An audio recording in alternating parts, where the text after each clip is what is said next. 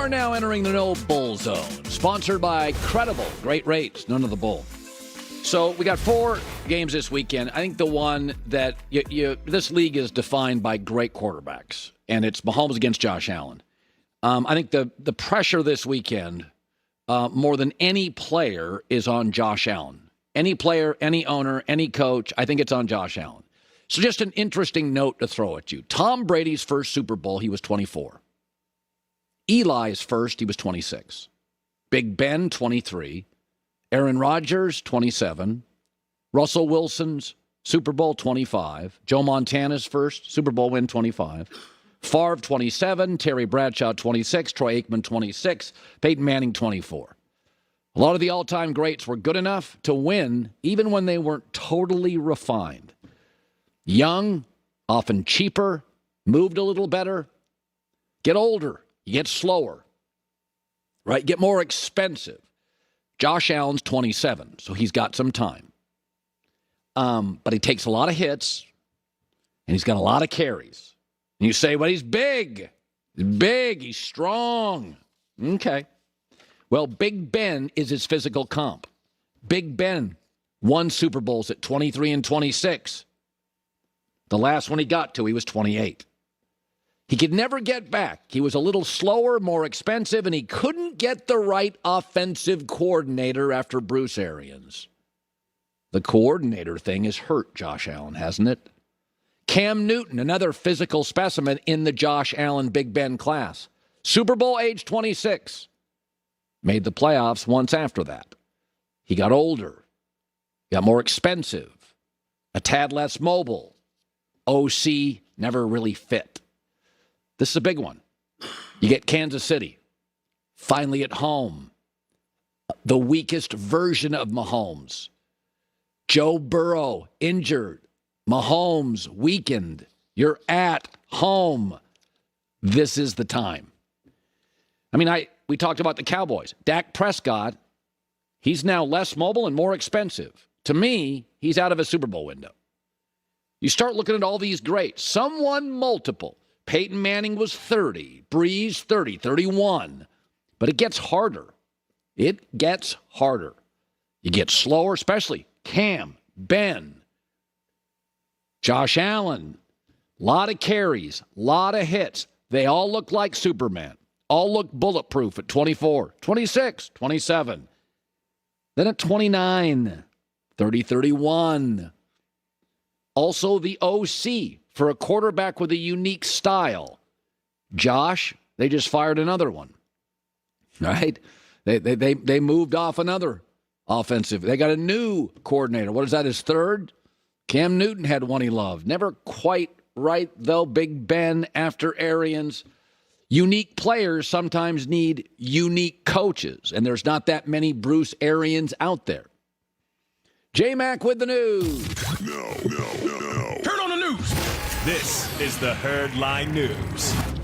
Let's start with Brock Purdy, my guy. Brock Purdy, such a big fan of his work this season. Last year they had the tough NFC Championship game loss. He was injured early in the game.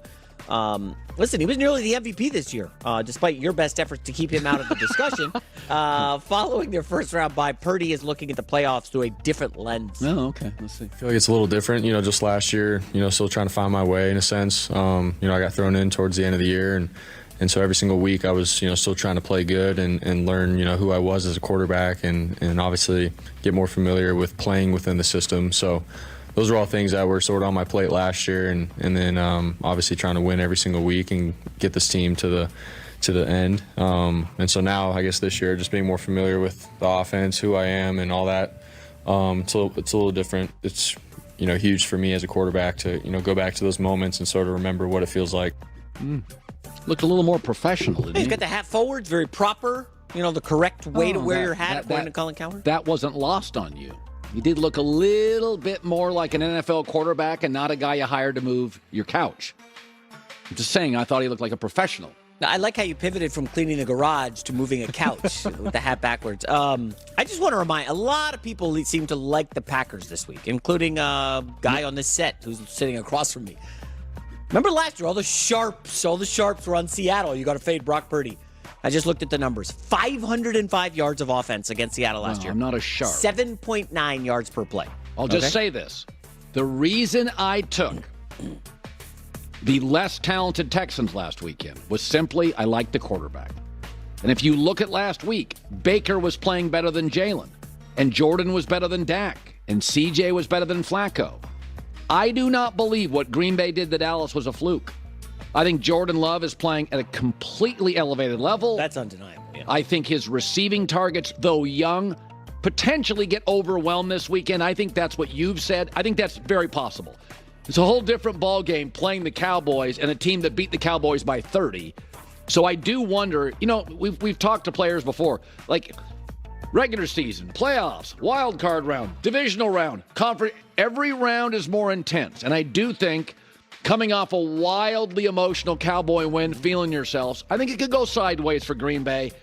But I think that offense is a handful in Green Bay. Yeah, no, and the Niners secondary has had issues this season, but I'll just continue to point out, like, fourth road game in 5 weeks for the Packers. That's a good point. Again, like you said, Jordan Love coming down off oh my gosh, he's a franchise guy. Which quarterback is getting talked about more than anyone this week? It's not Lamar Jackson. It's not Brock Purdy. It's Jordan Love. He's leading every radio show, every talk show. I know. He's all over. That stuff seeps into the brain. I'm going to go Niners. Are you doing Blazing 4 today, by the way? Well, I'm not doing a Blazing 4. I'm going to make my picks. I do not right now.